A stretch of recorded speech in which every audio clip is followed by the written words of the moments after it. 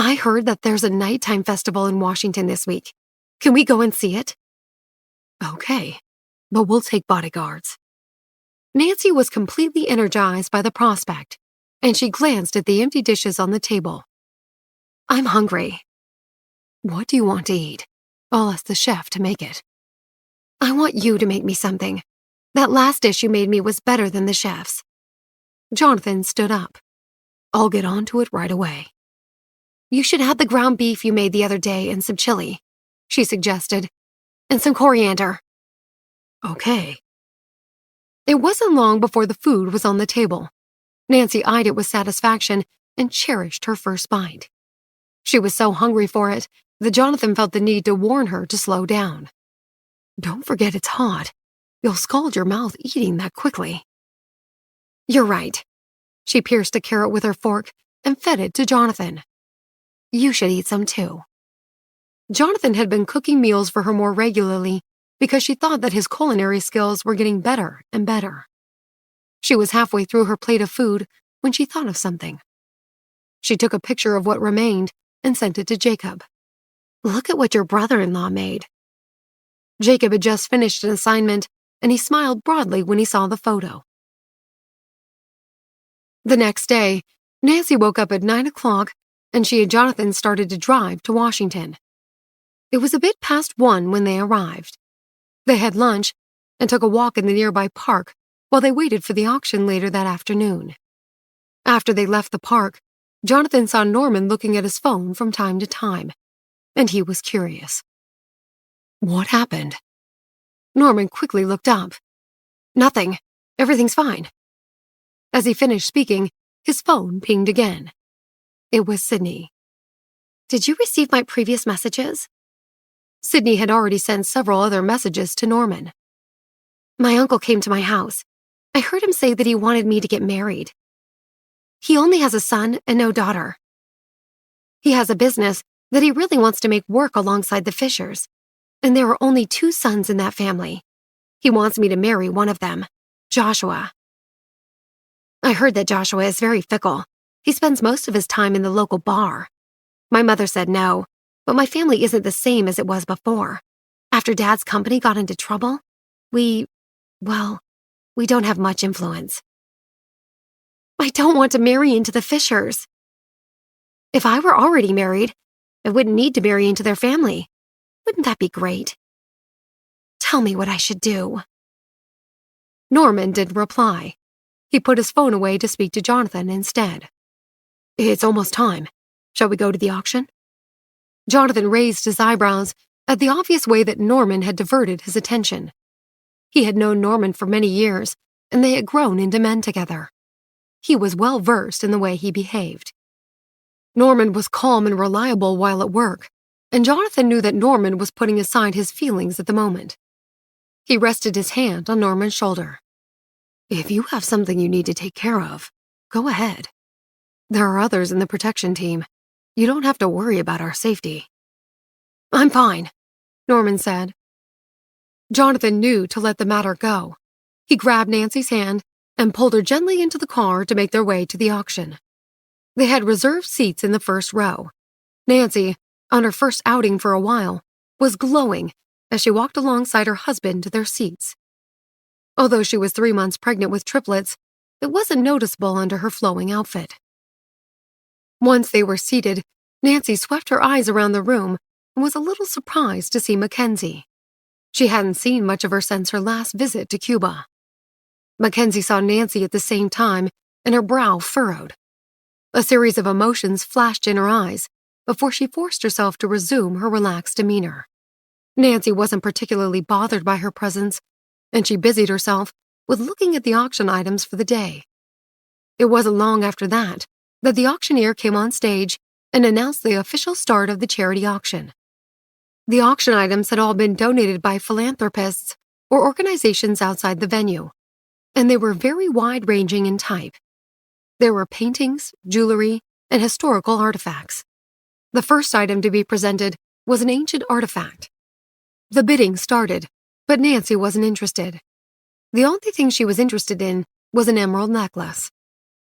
Jonathan saw Nancy staring at the necklace and he instantly knew what she was thinking. The auction was in full swing, but Nancy had gone back to studying the auction list. Her eyes fell on a diamond pendant that she thought would be perfect for Esther. She took a picture to send to her.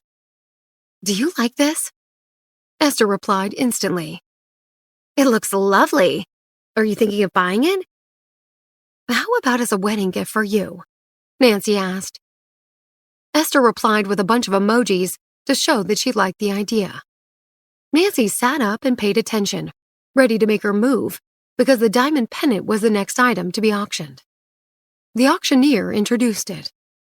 "The starting price is $50,000. Bidding will go in $1,000 increments." A lot of the men who had been keen bidders until that point sat back and let the women who had been lusting over it take control. One quickly raised her hand. $55,000. $58,000. Came the next bid. $60,000. Nancy frowned slightly at the continuous bidding. She raised her hand. $77,000. 77 was a lucky number between her and Esther. Jonathan looked at her out of the corner of his eye. "Do you like that one?" "I want it as a wedding gift for Esther." Jonathan understood and nodded. "I'll use the money in my account," she continued. He smiled. "My beautiful, successful wife." Because of Nancy's bid, many others had pulled out. Everyone knew that Jonathan and Nancy each had enormous financial resources, and that competing against them would be pointless. Not everyone was put off, however. A few seconds after Nancy's large bid, another came in. $80,000. It was quickly followed by a familiar female voice. $90,000. Nancy turned just in time to see Mackenzie lowering her bidding paddle. Mackenzie felt Nancy's gaze and looked back at her defiantly. Nancy narrowed her eyes, bemused by the fact that Mackenzie wanted to go into battle. But before she could raise her paddle again, she heard a male voice say, $120,000. Nancy was taken aback by the sudden $30,000 increase. She looked again and saw that it was Oliver's assistant who had spoken. She wasn't sure how to feel until she saw Oliver nod in her direction. Her guess about his intent was confirmed when she received a message from him. "Can you bow out? I think this pendant would be ideal for Esther, and I want to give it to her as a wedding present." Nancy blinked and had a sudden flashback to something that had happened many years before. At that time, she had still been in junior high school. She had gone to Esther's house to play, and they had done a series of drawings together. It was around that time that Esther had discovered her talent in painting and design. She had drawn a girl in a long white dress. There had been no other adornment other than the diamond around her neck. At that time, Nancy had liked that painting a lot. She had had it framed and had it hung in her bedroom. She had thought of that picture instinctively when she had seen the pendant at the auction, which was why she had thought it would be perfect for Esther. She wondered if Oliver had the same reason. They both wanted to gift her the necklace, and Nancy found that she didn't care if it came from Oliver or herself. Since Oliver had asked her to give him a chance, Nancy decided not to bid any further. However, when Mackenzie saw that it was Oliver bidding for the diamond necklace, she did the opposite and increased her bid.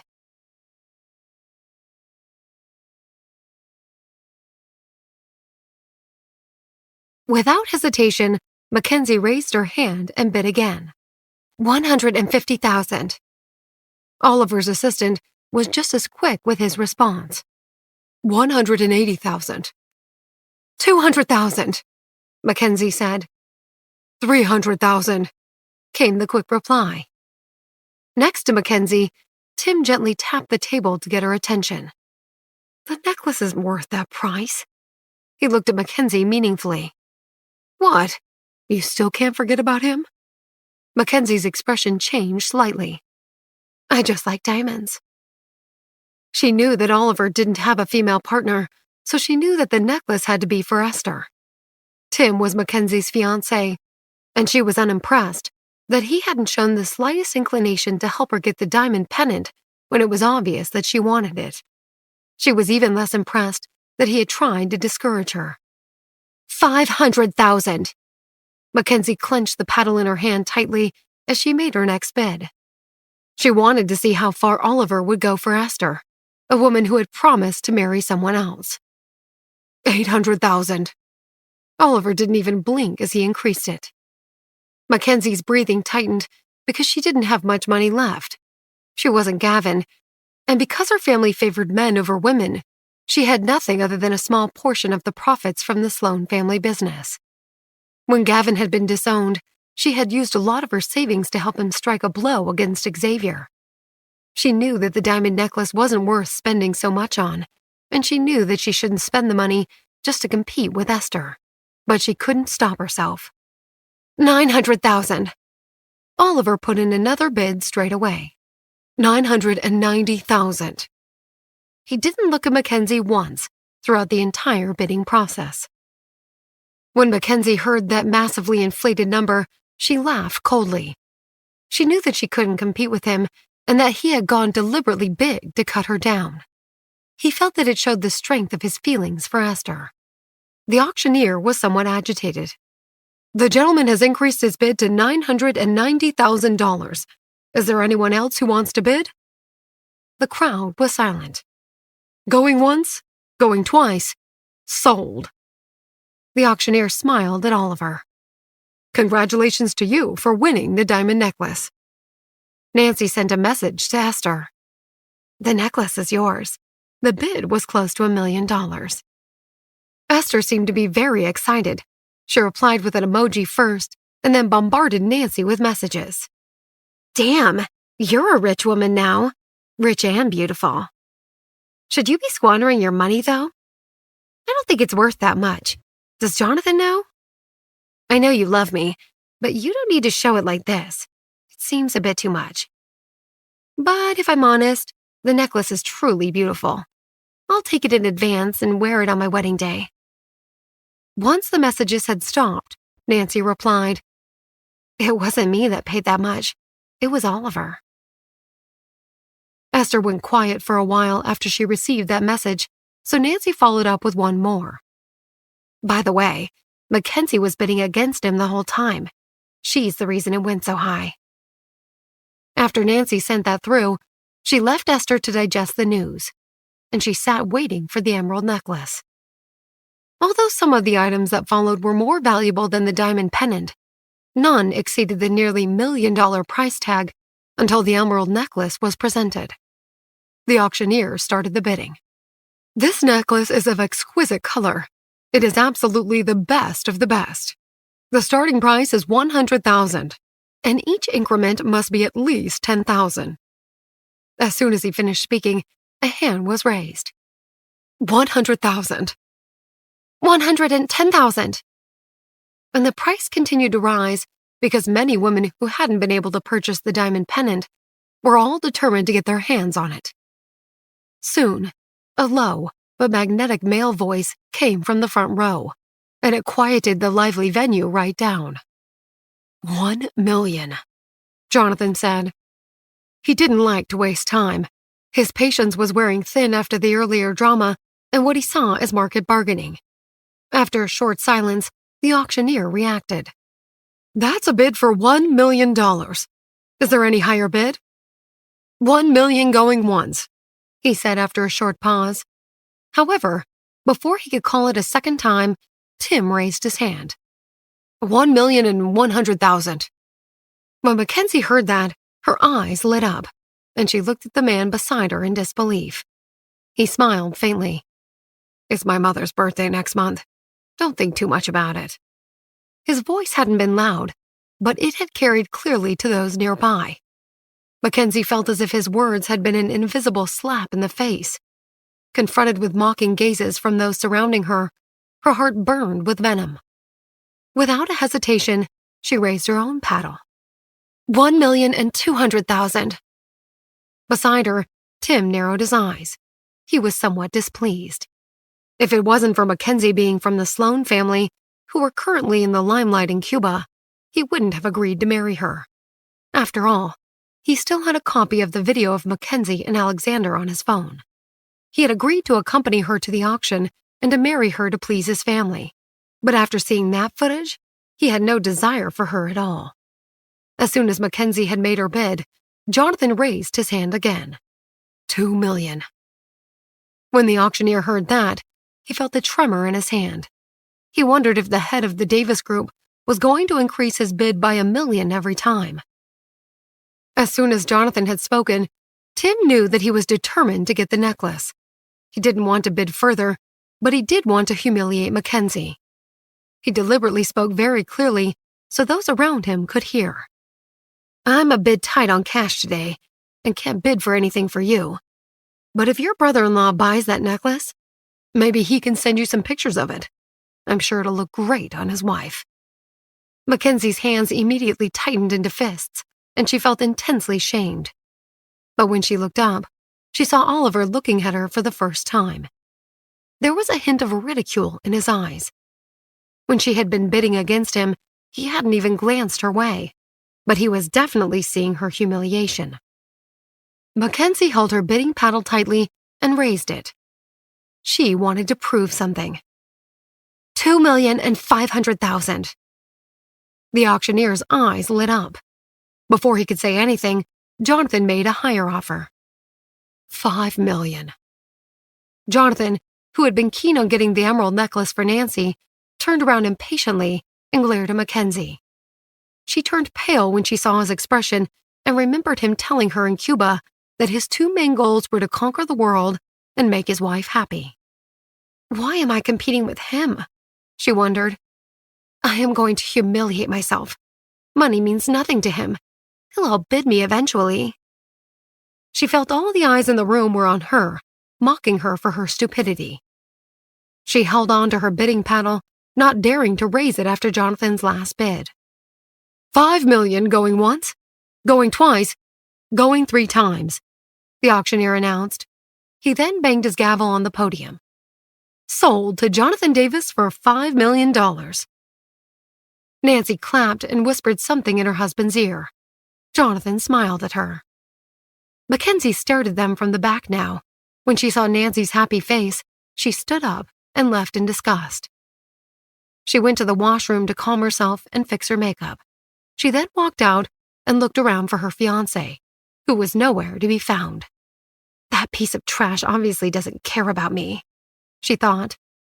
She left the auction hall and went outside. It was cold and windy, so she took out her phone to call a cab. It was then that she noticed Oliver standing alone under a tree, vomiting. What's wrong with him? She wondered. Is he drunk? She called a cab and then hid behind a tree and saw him walk to his car and get in. When her cab arrived a few seconds later, she jumped in and told the driver to follow him. They followed Oliver to the outskirts of the city and along a dark, deserted street. His car pulled up in front of an old, abandoned house. What the heck is he doing here? Mackenzie wondered. She paid the cab fare and got out, careful not to be seen. She watched as Oliver walked up the path and opened the door. He then switched on the light in the living room, sat on the couch, and closed his eyes. She could see everything through the window. It occurred to her that he had possibly lured her over there on purpose and was expecting her. She hesitated a moment before walking up to the front door and pushing it open. Oliver opened his eyes when he heard the sound of footsteps in the hallway. Mackenzie entered the room. I saw you were sick outside the auction hall, and I got worried, so I followed you here. Are you feeling better now? He stared at her without saying a word. Her heart was racing. She noticed that the skin on his face had grown back completely, and except for a few small scars and burn marks, he looked just as he had before the accident. She approached him slowly and sat down next to him on the couch, testing the waters. When he didn't protest, she put her head on his shoulder. He took out the diamond necklace he had purchased at the auction and looked at it. It shone brightly under the light, bathing the room with a dazzling array of shimmering colors. Mackenzie's breath caught in her throat, and she suddenly had a bizarre thought. Could he have bought it for me? Oliver, who did you... He quickly cut her off. Why don't you go upstairs, take a shower, and slip into something more comfortable? She looked at him in bewilderment. What do you mean? Exactly what I said. The bathroom's upstairs. She tried to gauge what he was thinking, but his face was cold and emotionless. Maybe he's finally accepted Esther's marriage and wants to move on, she thought. My wish is about to come true. Okay, I'll be right back, she said cheerfully, not daring to ask any more questions lest he change his mind. She climbed the stairs and found the bathroom, which was in extremely poor condition. Where on earth did he find this decrepit wooden house? She wondered. She took her clothes off, stepped into the shower, and turned the faucet on, but no water came out. She was about to get dressed and tell him about it when she heard the door being locked on the outside. Oliver, is that you? What are you doing? There was no answer. A few moments later, she smelled gasoline and tried to open the door, but it wouldn't budge. She pounded on it. Oliver, let me out! What the heck is going on? Smoke started to seep in through the cracks. Help me! She screamed at the top of her lungs. Oliver, open the door this instant. The fire quickly spread to the bathroom, and she couldn't see anything through the thick smoke. Horrified, she tried to kick open the door with all her strength, but it was useless.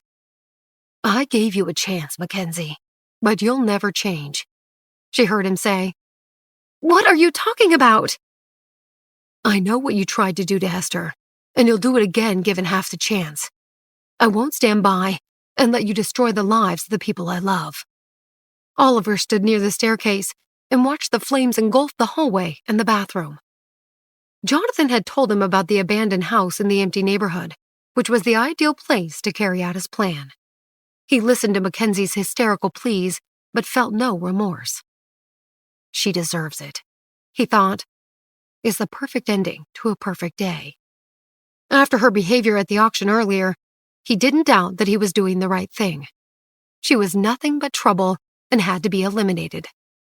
He knew better than anyone what it felt like to be burned, and he would show no mercy.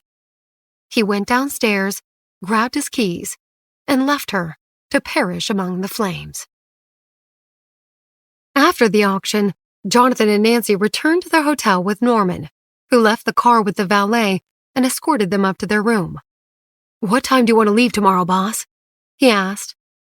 Jonathan remembered his strange behavior earlier that day. Norman, if you have things to take care of, you don't have to come back with us. You can go ahead of us. I have enough bodyguards. Nancy and I will be fine. Norman shrugged. It's nothing urgent. I can go back with you. Jonathan nodded and went into his room. In New York, Sydney was with her mother, Mabel, and her aunt and uncle, Myra and Morty. They were in the living room discussing Joshua Fisher. I know there have been rumors that he's a bit of a playboy, but how many men in their 20s can claim to be as successful and sensible as he is? Morty asked.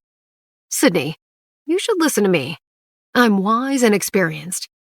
Once he marries you, he'll calm down. And they are just rumors, Mira reminded them. Everyone loves to fabricate stories, especially the media. I think we should give Joshua a chance and show our support. I don't believe a word anyone says about him. Sydney, I know you still have some concerns, Morty said.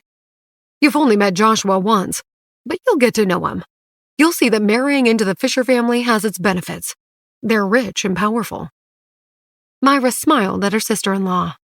I always wanted a daughter who I could marry off to a handsome, successful man. Myra smiled at her sister-in-law. Isn't that right, Mabel? I envy you. Mabel had been a famous ballerina in her youth and had traveled the world, but she knew very little about business and family matters. She missed her husband, who had always taken charge and had made her feel safe and secure. She wished that he was there to tell his brother and sister-in-law that it wasn't right to force Sydney to marry someone she barely knew. I know you have good intentions, but I'm not sure Sydney is going to be happy marrying into the Fisher family. She's still so young and inexperienced, and not used to all that glitz and glamour. They'll laugh at her. She also has her career to think of. Morty frowned. Why wouldn't she be happy? When she marries Joshua, she'll fit right in with his family. She doesn't need to worry about being in the spotlight.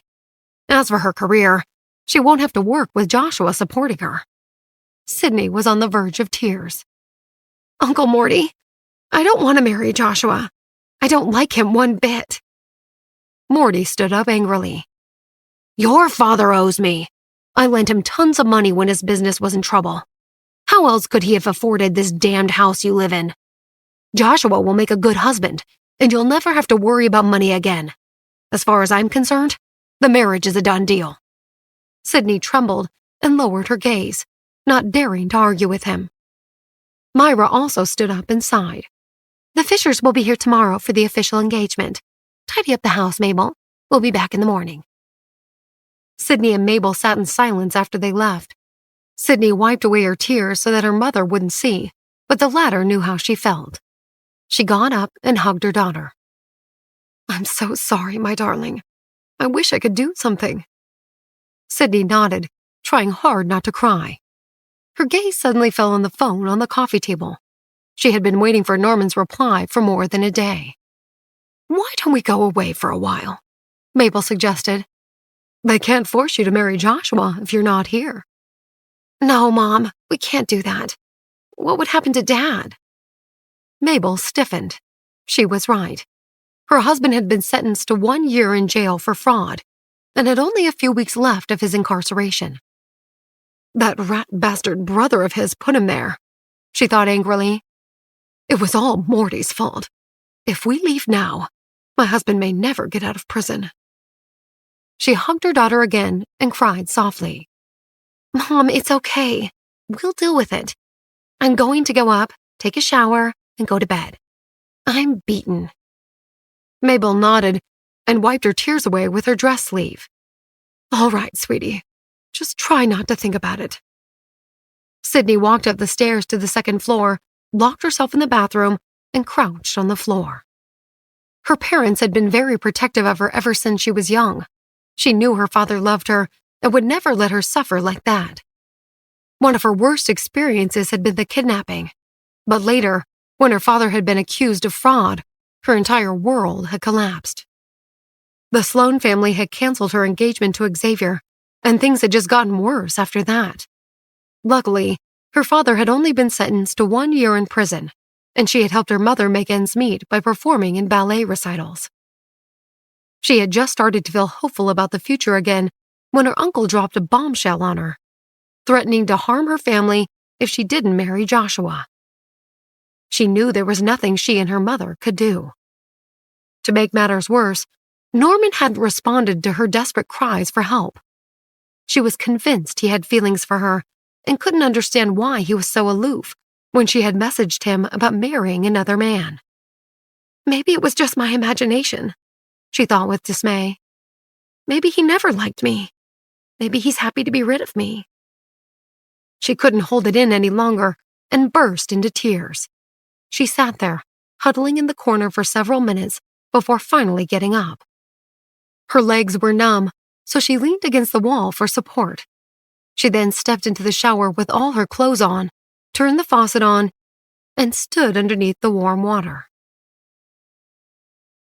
In Washington, D.C., Norman had just returned to his hotel room and turned on his phone. After reading all of Sydney's messages, Norman called Jack. Hey, Jack, I need a favor from you. Can you find out whether Joshua Fisher is marrying Sydney Coleman? Jack was puzzled. Does it have anything to do with Jonathan? I don't think the Fishers have any business with the Davis Group. Norman coughed. No, this is personal. Can you help me? Is there a problem? When Norman didn't answer, he let it go. Okay, I'll call you as soon as I know something. Joshua's engagement to Sydney was no secret. Joshua had told all of his friends at the exclusive gentlemen's club in New York about his wonderful bride-to-be even before he had met Sydney. They had laughed at him and mocked him, asking who the lucky lady was. He had simply smiled and told them she was a ballet dancer. After that, he had gone to see a ballet performance of hers, and he had taken an instant shine to Sydney. Through sheer coincidence, he had gone home later that evening and had overheard his father making a long-term business deal with her Uncle Morty over the phone. It was then that he had decided they were destined to be together. He had been captivated by her performance on stage and felt she was the perfect woman for him. His family had been pressuring him to get married and have kids for some time, and he was determined to outshine his brother, who had always been his parents' favorite. But he would continue to see other women. He had no illusions about fidelity. He knew that he would wear the pants in the relationship once he and Sydney got married and could do as he pleased. She wouldn't dare stop him. That evening, while Sydney was crying herself to sleep, he was at the gentleman's club, drinking his 5th glass of champagne. I'm getting engaged tomorrow and obtaining the marriage license the day after. Does the bride know? I can't wait to meet her. She's a ballet dancer. I bet she knows all kinds of positions. Jack, who was eavesdropping on them at the club, called Norman later that night. Norman, it's true.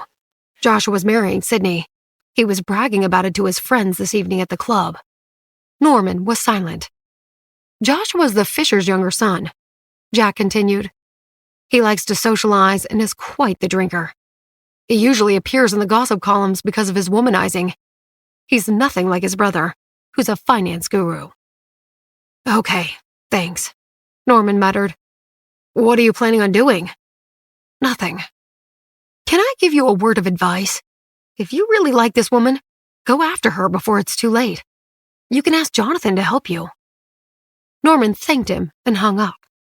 He walked to the window and looked down at the busy street below. It was late, but people were still out. He remembered all the places he had traveled to with Jonathan over the years and the various scrapes they had gotten into. He loved the dangerous, reckless life he was living. It had never occurred to him to settle down, especially not with someone like Sydney, who was so fragile. But how can I let her marry someone she doesn't love? What can I do to stop it? He sat on the couch all night, trying to come up with a plan and thinking about messaging her. Sydney didn't sleep that night either. She finally dozed off at dawn, sitting up in her bed. She woke up with a start later that morning when she heard her phone vibrating. She grabbed it and was upset to see that she had received an ad notification. Norman still hadn't replied to her. Why won't he answer me? She wondered. He could at least wish me luck if he didn't care about me. I won't chase after him if he doesn't even consider me a friend. But deep down, she knew he was the only person she had ever loved.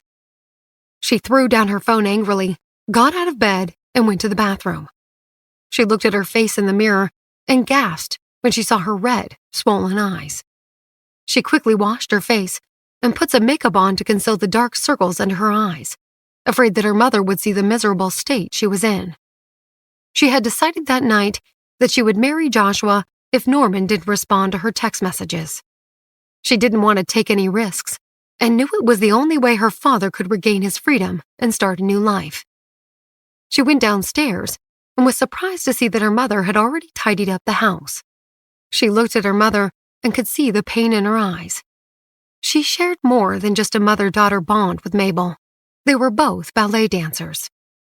Mabel shook her head sadly when she saw the look on Sydney's face. She was like an angel with broken wings who had lost her spirit. They ate breakfast in the kitchen and cleaned up afterward.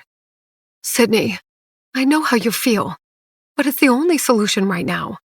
Once your father returns, things will be different. I promise. We'll find a way out. Sydney forced a smile. Don't worry, Mom. I know how to take care of myself. At 10 o'clock, Morty arrived with the Fishers and proudly did the introductions. Mabel greeted Joshua's parents, Clark and Caitlin, politely and shook Joshua's hand, looking him up and down. She could smell the alcohol on his breath and noticed that his eyes were bloodshot. He must have been out partying late last night, she thought with disappointment. What kind of life does he lead? Joshua's eyes lit up when he saw Sydney. I've seen you perform. You're absolutely amazing. She nodded, thinking, he's not bad looking, but can I trust him? She couldn't believe she was marrying him, but it was too late to do anything about it. She reached out and took his hand. Hello, Joshua. I'm pleased to meet you." He laughed. "Why so formal?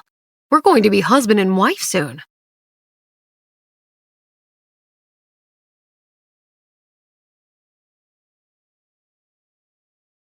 The Fishers had brought Sydney several gifts to celebrate the engagement, though Morty was the biggest beneficiary. When Mabel saw Clark and Caitlin's sincerity and the expensive gifts they had brought, she became hopeful. Maybe they'll be good to us, and Joshua will dote on Sydney. They sat down in the living room while she brought refreshments. The Fishers and Morty dominated the conversation and didn't let Mabel and Sydney get a word in edgewise. After a while, Joshua put down his cup of coffee and looked around proudly. "I may as well make the announcement while we're all here. My parents and I couldn't wait to tell everyone about our engagement, so we booked a reception hall at our hotel. We're going to have an engagement party and announce it to everyone." Mabel and Sydney were stunned.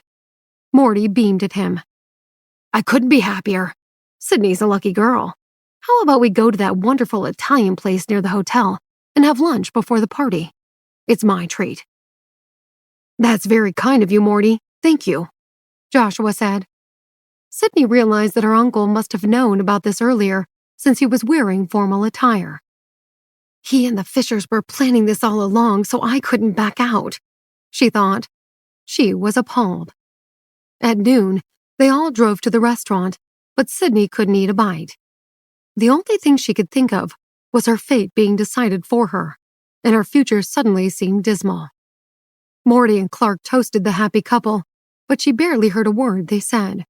She excused herself after a while and went to the restroom. She took a deep breath and looked at herself in the mirror above the sink. Suddenly, the door opened and Joshua entered. He smiled at her. "Hello, my love. Isn't this exciting? I can't tell you how happy I am." Sydney turned to look at the man who was still a stranger to her, and she took a few steps back. He narrowed his eyes and approached, backing her into a corner. "What's wrong? Why are you acting like this after all the gifts we gave you? We're going to be sharing a bed soon. There's no need to be shy." Sydney began to tremble and held the sink for support. "What are you doing here?" "I wanted to have a little private time with you. We barely know each other." He inched closer to her until their bodies touched. She instinctively raised her hand to push him away, but he grabbed them and pinned them to her side. He was about to kiss her when the door burst open and a woman entered. As Joshua swung around, Sydney quickly shoved him aside and rushed out. She returned to the table and sat down in her chair. Her hands were shaking so much that she could barely hold her glass of water. She remembered her engagement to Xavier, who had been kind and gentle and had never once intimidated her. Though she had never loved him, their relationship had felt natural and easy. She wondered how she could be intimate with Joshua when she loved Norman. Her fiancé returned to his seat a minute later. Sydney noticed that he didn't seem one bit disturbed by the incident in the restroom and looked almost confident. He doesn't care, she thought bitterly. He knows he can have his way with me soon. Joshua raised his eyebrows and gave her a suggestive look. It was already 2:00 by the time they finished lunch, and the party was to begin at 3. Several guests were already at the hotel venue when they arrived. They must have been planning this for weeks, Sydney thought. It never occurred to them to ask me what I wanted. She was led to a separate room and given a beautiful dress to change into.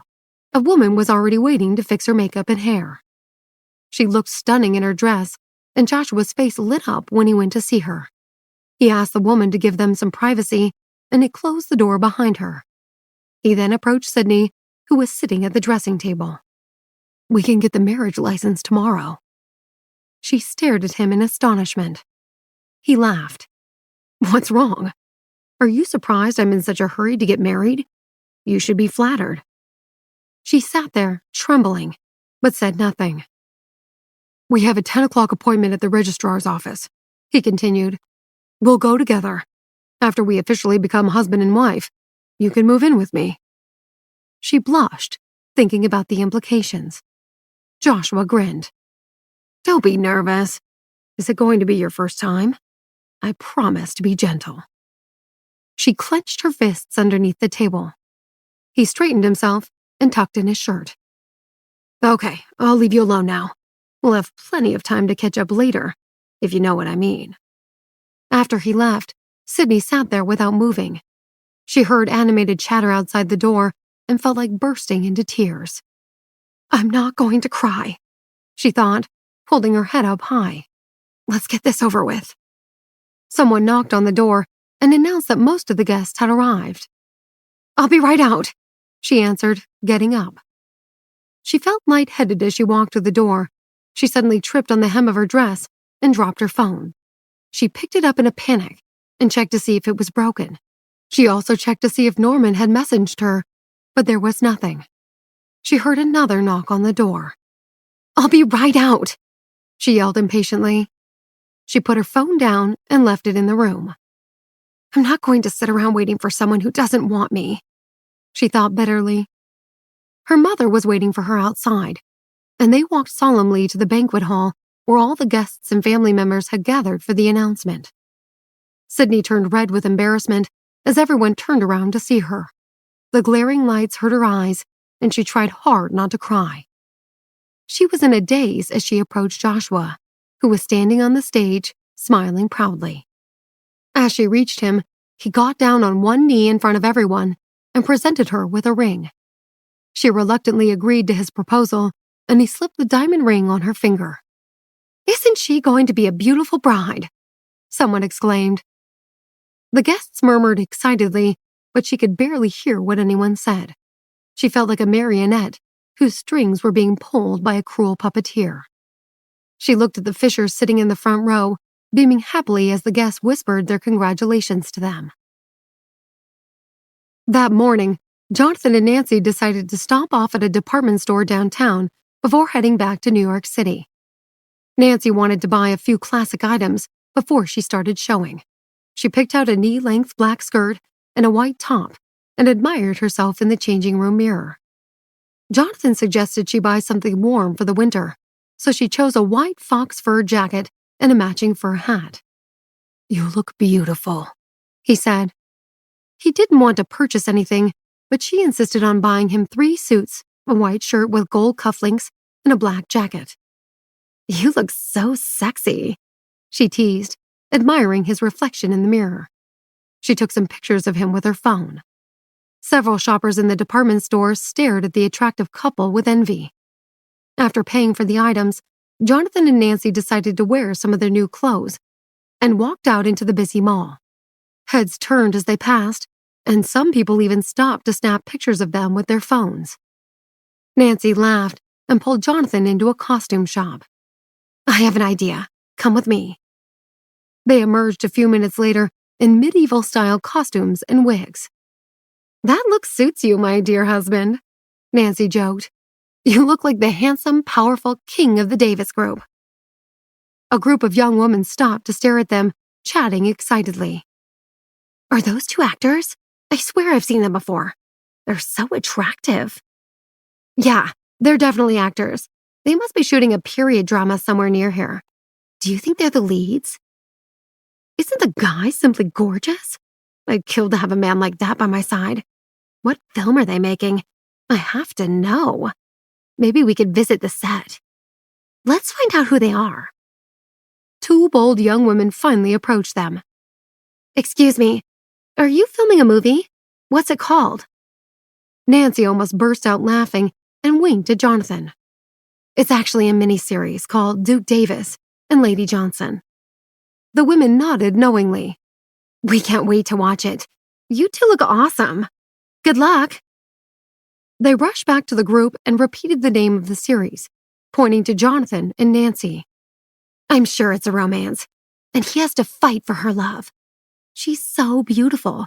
If only I had a knight in shining armor like that." One of the women was looking at her phone. "Strange. There's nothing here about the miniseries.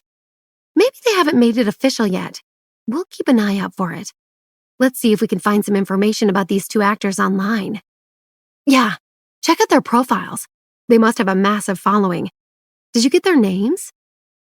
Jonathan and Nancy listened to their conversation for a while and then headed to their car.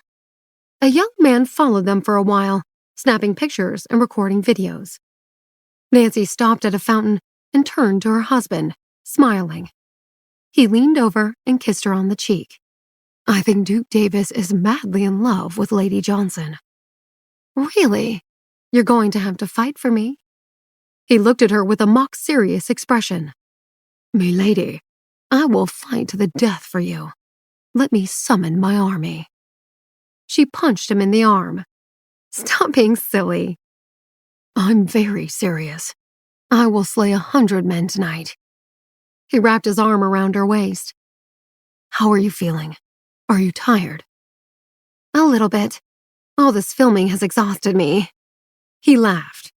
"We can finish filming the miniseries once you've given birth to our triplets." He picked her up, and she wrapped her arms around his neck. The man who had been following them snapped some more pictures. "Why are you carrying me?" Nancy asked Jonathan. "You said you were tired, and Duke Davis is a gentleman." He hurried through the shopping mall. Nancy stared at his handsome features and brushed a lock of hair from his face, twirling it around her finger. As they approached the entrance, the group of women they had seen earlier stopped to stare at them. "Isn't that romantic? It reminds me of a film I saw where the woman is injured, and the man lifts her and carries her to his car. She hugs him tightly and tells him she loves him, and then they kiss. I almost fainted. It was so touching." "Those two look like they're really in love. I want someone to pick me up and carry me like that." "I can't wait for the miniseries to be released." Under the envious gazes of the small crowd, Jonathan carried Nancy to their car, and they drove back to the hotel. After changing their clothes and having a quick lunch, they headed back to New York. Jonathan and Nancy sat in the back, while Norman sat in the front with the driver. It was a long drive, and Nancy fell asleep with her head on her husband's shoulder. They arrived in New York at 5 in the afternoon and got stuck in traffic on a busy street for over an hour. Norman, who had also dozed off, woke up with a start and looked out the window. He saw dozens of luxury vehicles parked outside the Grand Hotel. "That's the Fishers Hotel," he thought. "I wonder what's going on. Are they having some sort of event?" A large group of people walked out of the Fishers Hotel lobby.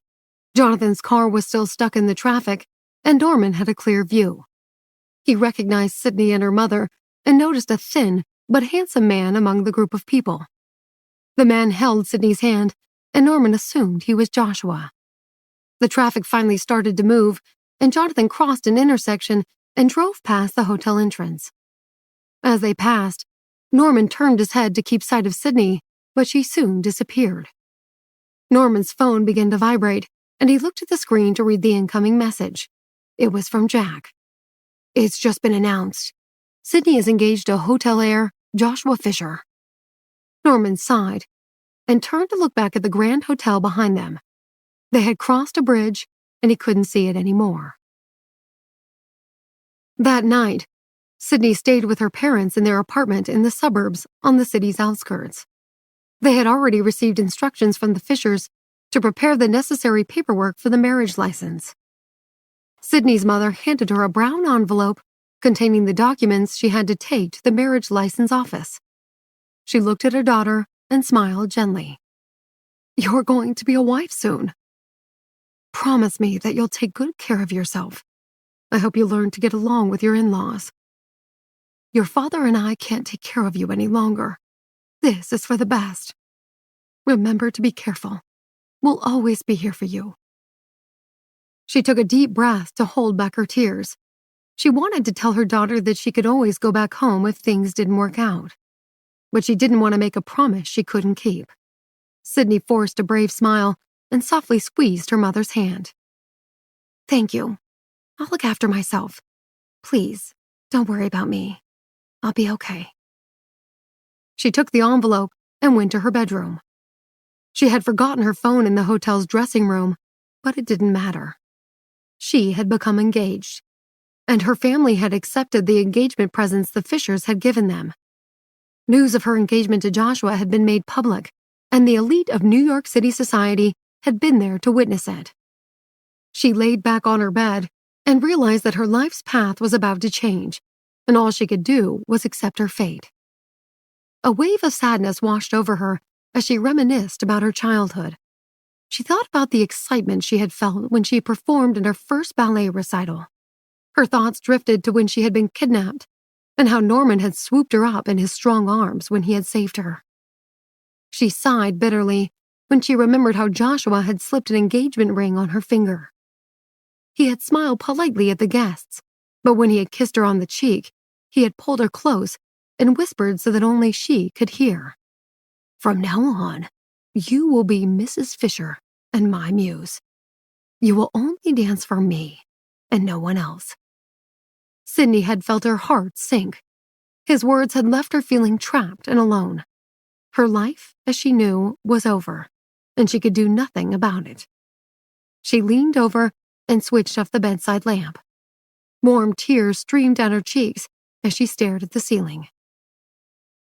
The phone lying on the table in the dressing room rang incessantly. It eventually stopped ringing, but only because the battery died. Norman picked up his car keys. He walked briskly to his car and drove out of the city. The early morning frost layered the landscape in a thin, icy blanket as his car sped along the highway. It was peak morning traffic when he reached the suburb where Sydney's parents lived. There was a bustle of activity as people rushed to get their children to school before heading to work. He slowly weaved through the traffic while he tried to locate the apartment building. Sydney had woken up early, bathed, and had eaten a light breakfast. She was about to get dressed when the landline telephone rang. She picked it up and heard a familiar voice on the other end of the line. "I'll be there by 9:30. Our appointment at the marriage license office is at 10 o'clock. We can't be late." She subconsciously tightened her grip on the phone. "Yes, Joshua, I'll be ready for you." She hung up and looked through the window in a daze at the cold blue sky. Her mother had helped her pick a suitable outfit for the occasion. She sighed sadly and went to her bedroom to get ready. It was almost 9:30, and she stood in the hallway with her brown envelope in a small bag. The phone rang again, making her jump in fright. She quickly answered it. Joshua spoke abruptly. "Why is your cell phone off? It's very inconvenient. I'm almost there. I was stuck in the traffic. We're about to turn into your street. Go downstairs to the underground parking garage and wait for me there." Sydney sighed. "Okay, I'll be waiting for you." Her mother had been standing in the kitchen watching her. She smiled sadly as Sydney gave her one last hug. "I have to go now. Joshua will be here soon." She picked up her coat and opened the apartment door. Mabel said something as she walked out, but she was in too much of a daze to hear her. Her hands trembled as she fumbled with the elevator button. Her throat felt tight, and she counted the elevator numbers as they lit up with each passing floor. When it finally reached her floor, she felt as if she might faint, and her body swayed. The doors opened, and suddenly, someone grabbed her arm and pulled her in. Shocked, she instinctively tried to pull herself free before she turned to look at the person. She gasped when she saw Norman. Sydney stared at him silently as the elevator descended to the underground parking garage. Although surprised to see him, she immediately felt relieved and safe. They had reached the first floor before she finally spoke. "What are you doing here?" Norman held his car keys in his hand and didn't say anything. The elevator stopped at the underground parking garage, and the doors opened. Sydney hesitated. "Wait, I can't go with you. I have to tell you something. I got engaged to Joshua Fisher yesterday. He's on his way to pick me up. We're supposed to go to the marriage license office this morning." They heard the faint screeching of car tires as a car entered the parking garage. The entrance was some distance from the elevators, and the car would take a few minutes to reach them. Sydney tried to free herself from Norman's grip. "I have to go now." He pulled her closer. "No, you're coming with me." The underground parking garage was dark. The dim lights lit up Norman's facial features, highlighting his chiseled appearance. He looked at Sydney and spoke softly. "You're not going anywhere with Joshua. You're coming with me." They hurried to his car and drove off just as Joshua's car pulled up in front of the elevators. As the two cars passed each other, Sydney slid down in her seat and her body trembled. Norman didn't notice and focused his attention on finding the exit. Sydney kept quiet and gazed out of the window. They drove out of the dark parking garage, and the bright morning light flooded the car. She suddenly realized what she had just done. She looked at Norman with wide eyes. "Where are we going?" He looked determined and didn't take his eyes off the road. "Put on your seatbelt first." She nodded and nervously clicked the seatbelt in place. Her palms began to sweat, and she gazed at Norman. He seemed tense and didn't speak. The silence was almost unbearable. Joshua waited at the elevator for about 2 minutes and paced about impatiently. Irritated, he took his phone out of his pocket and called Sydney's landline number again. Mabel answered, surprised to hear his voice on the other end of the line. "She left about 5 minutes ago," she said. Joshua scowled. "She's not here." He suddenly thought of the car he had passed when he arrived at the elevators. He began to wonder if she had been kidnapped or if she had run away. He smirked as he let his mind wander. Although Sydney seemed lively when she performed on stage, in reality, she was timid, and he expected her to frighten easily.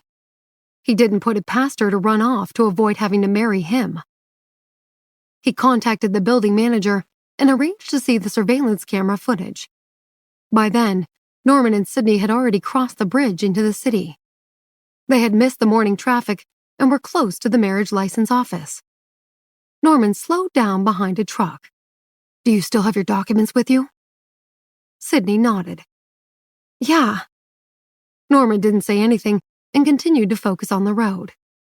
As they drove, he stole a sideways glance at her. He thought about her pretty smile and how he saw his reflection in her sparkling eyes when she looked at him. When she was on stage, she looked elegant and delicate.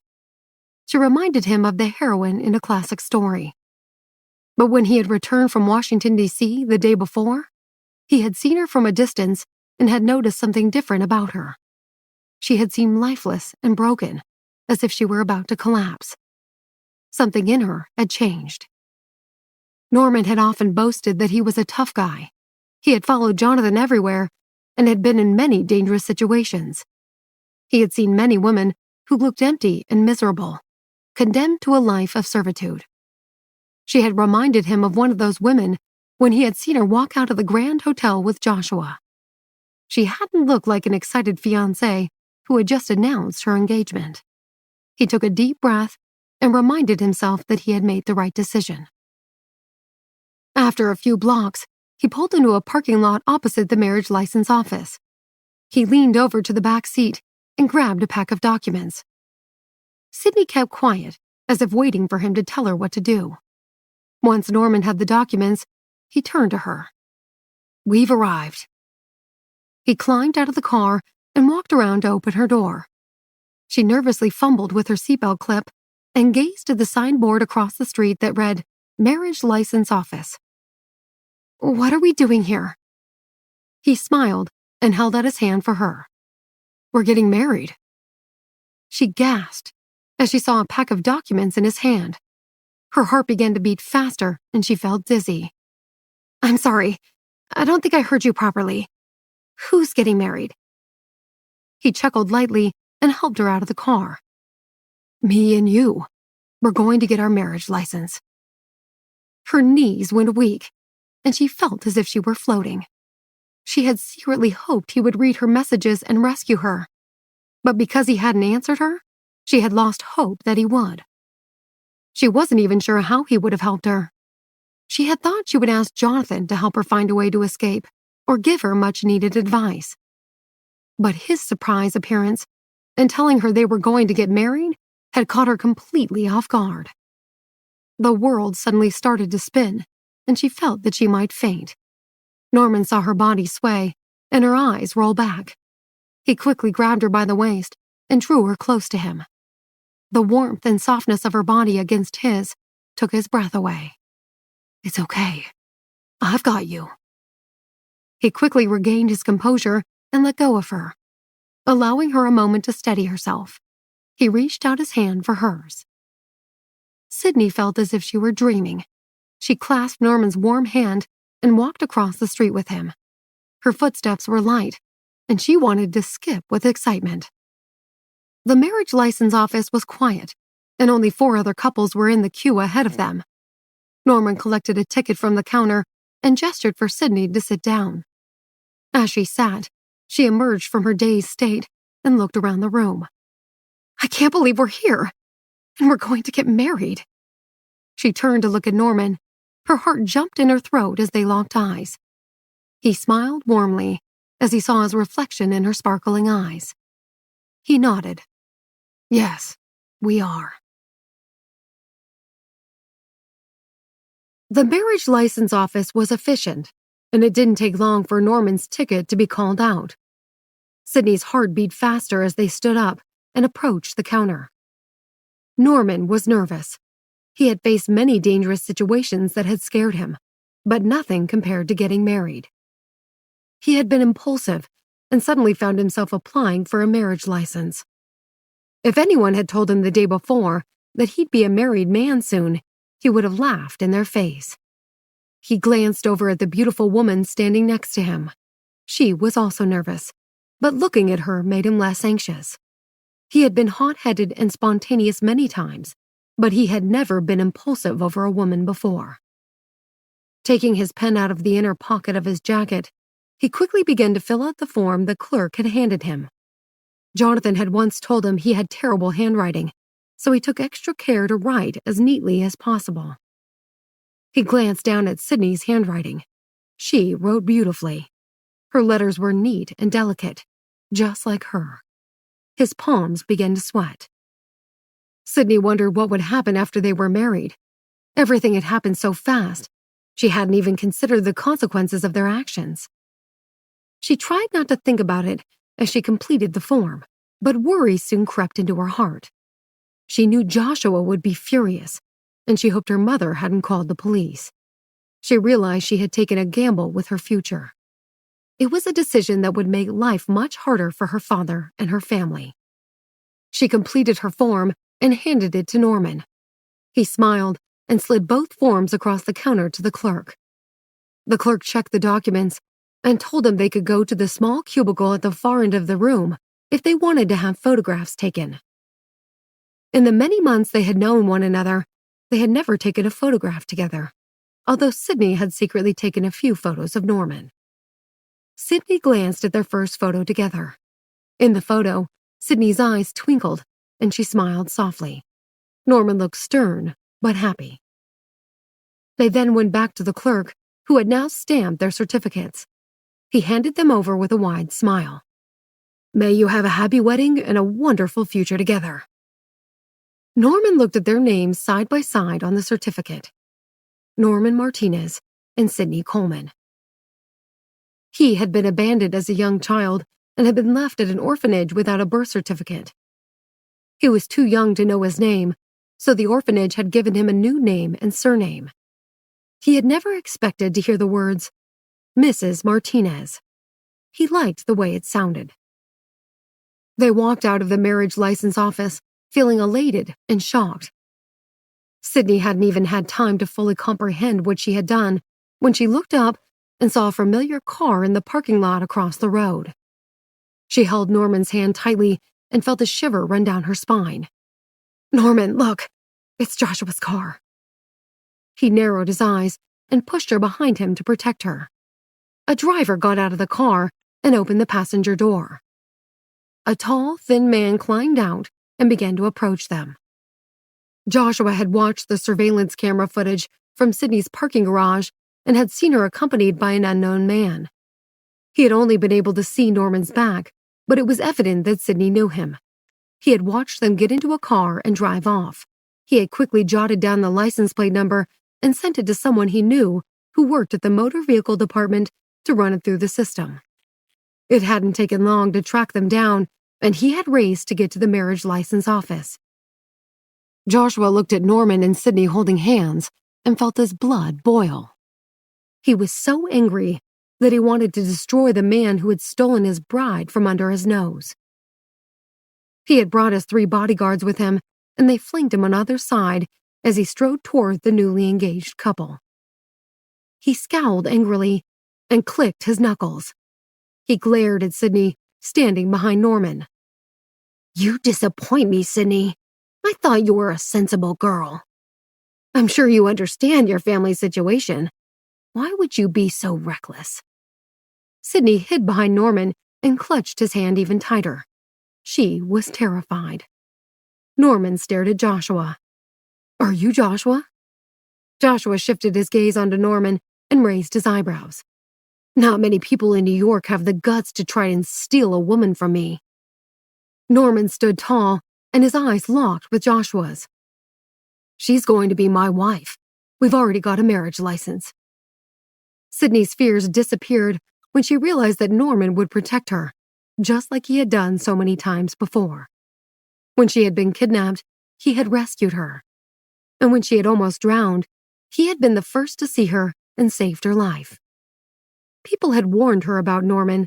They had told her that he was rough around the edges and lived an unsavory lifestyle.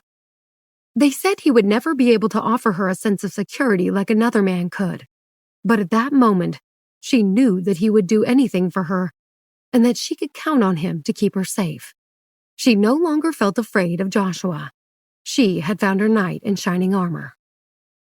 Joshua shook his head in disbelief. "What do you mean you have a marriage license?" He had assumed as much on the drive to the marriage license office, but the news still shocked him. He was furious. Sydney had played her part perfectly at their engagement party the day before. He had also bragged about her to all his friends. He didn't know what he would say to them or his family. He couldn't tell them his fiancée had run off with another man. He clenched his fists, unable to contain his anger and humiliation. He glared at Sydney and gritted his teeth. "Is this true?" She bravely stepped out from behind Norman. "Yeah, I'm going to marry Norman." She looked at Norman and smiled. "He's going to be my husband." Her heart trembled with pride and joy. Joshua kept quiet for a few seconds before bursting out with laughter. "Of course. It must be true love. I won't stand for this." He couldn't let another man get away with this. He would be ridiculed, and everyone would laugh at him. Norman didn't like the crazy look in Joshua's eyes. He gently pushed Sydney toward the doors of the marriage license office. "Go inside, and no matter what happens, don't come out." She hesitantly obeyed, and even though she knew he was an excellent fighter, she felt anxious. "But Norman—" He took off his jacket and handed it to her. "Take this. The license is in my pocket. Keep it safe for me." Joshua rolled up his sleeves and watched Sydney retreat into the safety of the building. He wasn't interested in fighting her. He looked at Norman with contempt. "What's your name? I'll need it for your tombstone." Norman flexed his arms, but didn't reply. Instead, he punched his right fist into the palm of his left hand, signaling for the fight to start. His fearless attitude irked Joshua, and he gestured to his bodyguards behind him. "Get it over and done with. Do with him what you like. Just don't kill him." Norman waited for the bodyguards to make the first move. He didn't want to get into trouble with Jonathan for starting a fight. He had to claim he had acted in self-defense, so he patiently waited for the first strike. One of the bodyguards lunged toward him, but they were too slow. Norman knocked him off his feet and pushed him to the ground with one swift move. The other 2 bodyguards rushed at him. Norman moved swiftly, kicking the first one in the chest and the other behind the knees. Both men stumbled and staggered backward.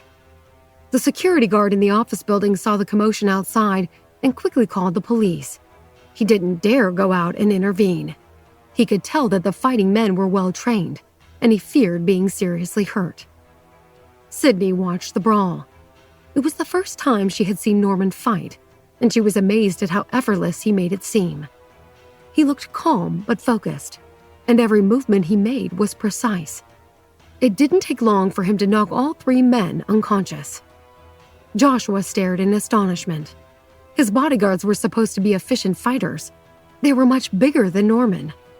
He suddenly began to feel very uneasy as Norman glared at him and began to approach him. Joshua waved his arms in the air. "Wait, let's talk about this first." Norman stopped and stood still. He was going to be married soon and had to be civilized in front of his soon-to-be wife.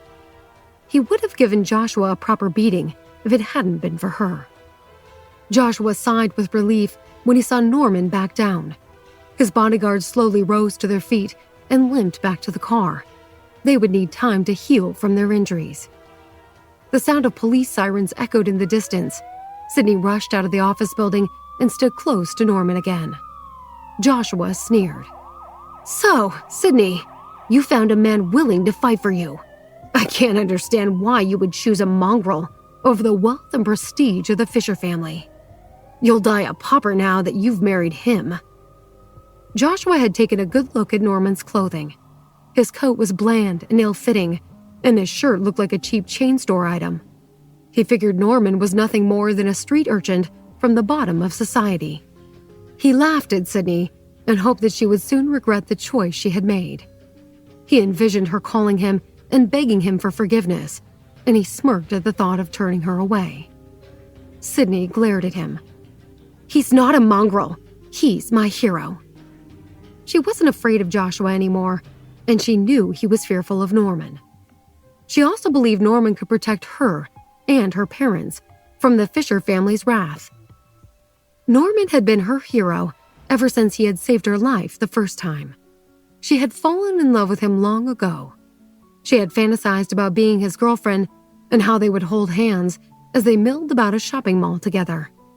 She had imagined him watching her performances and the meals she would cook for him. She had dreamed of taking care of him when he got hurt. Hearing Sydney call him a hero left Norman feeling stunned. He reached out to her and hugged her tightly. He held her petite frame in his strong arms and ignored Joshua while they waited for the police to arrive.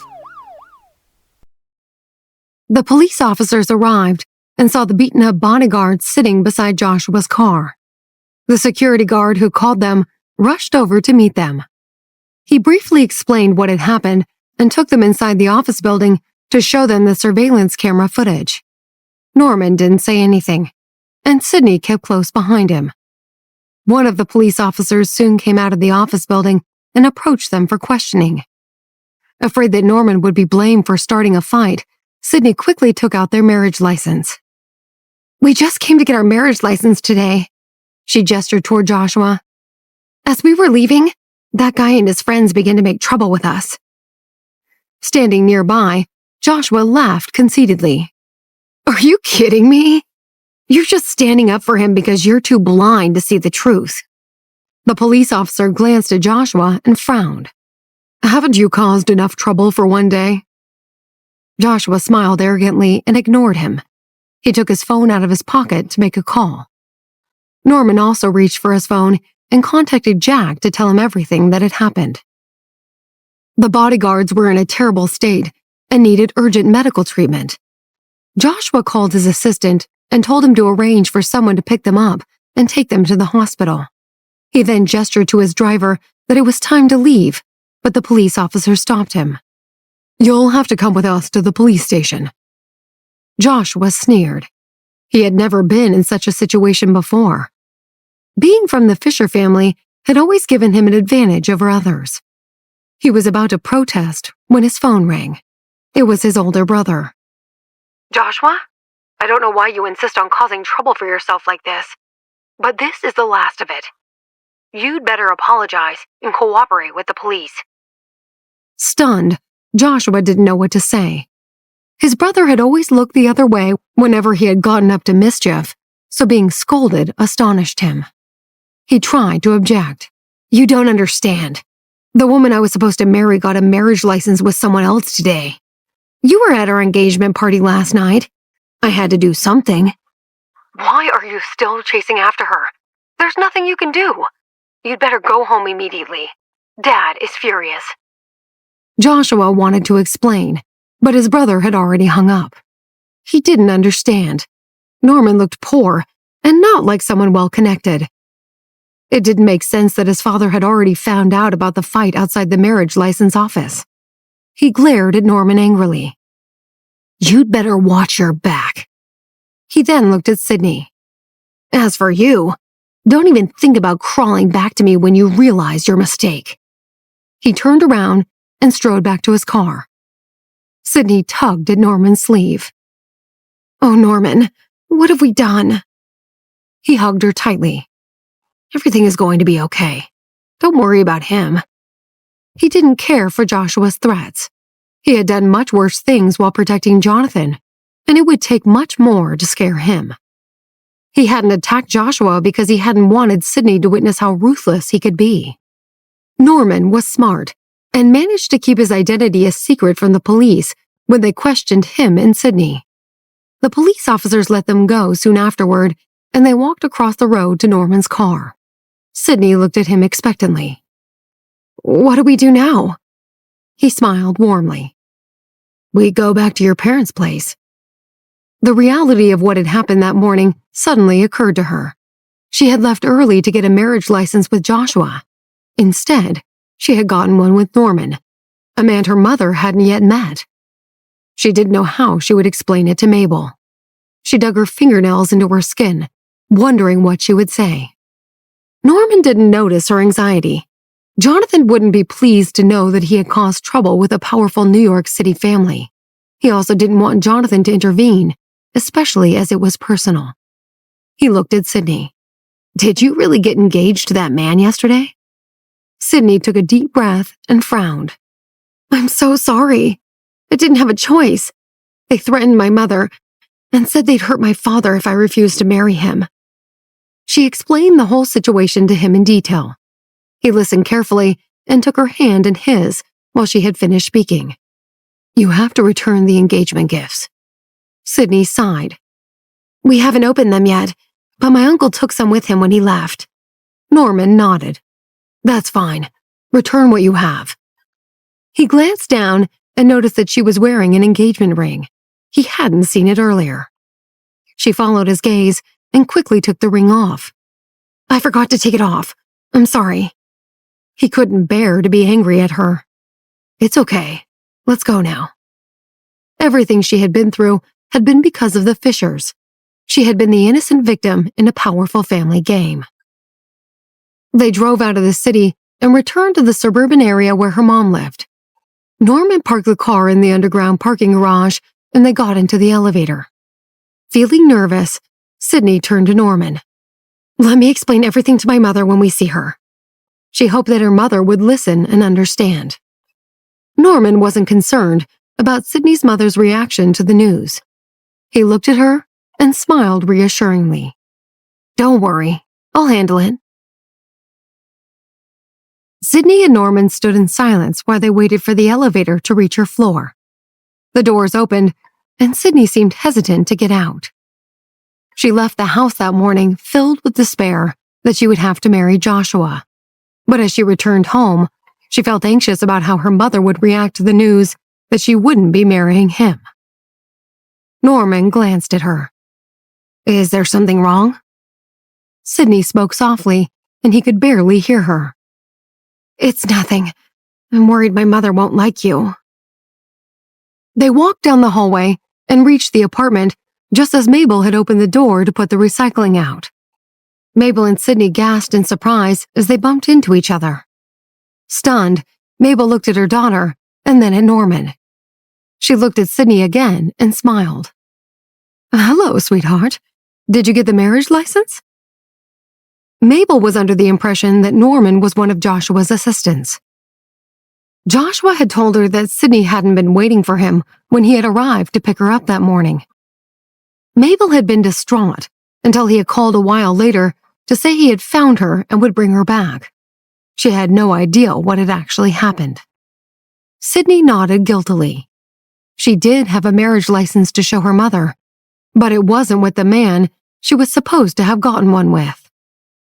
Mabel gestured for them to sit in the living room. She turned to Norman. "And who are you?" Norman was about to introduce himself when Sydney interrupted him. "Mom, I have something to tell you." Mabel was confused and frowned. "Where is your fiancé?" Sydney took a deep breath. "This is Norman Martinez. He's my fiancé." Her mother gasped. She thought she had misheard. "What do you mean? I don't understand." Sydney handed the marriage license to her mother. Her hands trembled, and she didn't dare watch Mabel's facial expression as she read the piece of paper. Mabel's face became pale. It was true. Sydney was going to marry Norman and not Joshua. She felt a sense of panic set in. She looked at the license again and turned it over to inspect it. It was authentic. "So you're telling me you two are getting married?" Sydney nodded, but didn't look her in the eye. There was an uncomfortable silence as no one spoke, and Mabel slowly turned to look at Norman. She remembered that she had seen him when he had rescued Sydney after she had been kidnapped. They had only met very briefly. As she sized him up, she told herself to stay calm. She didn't know how else to react. Her daughter had run off and had gotten engaged to someone else. Sydney hadn't told her anything. It had just happened.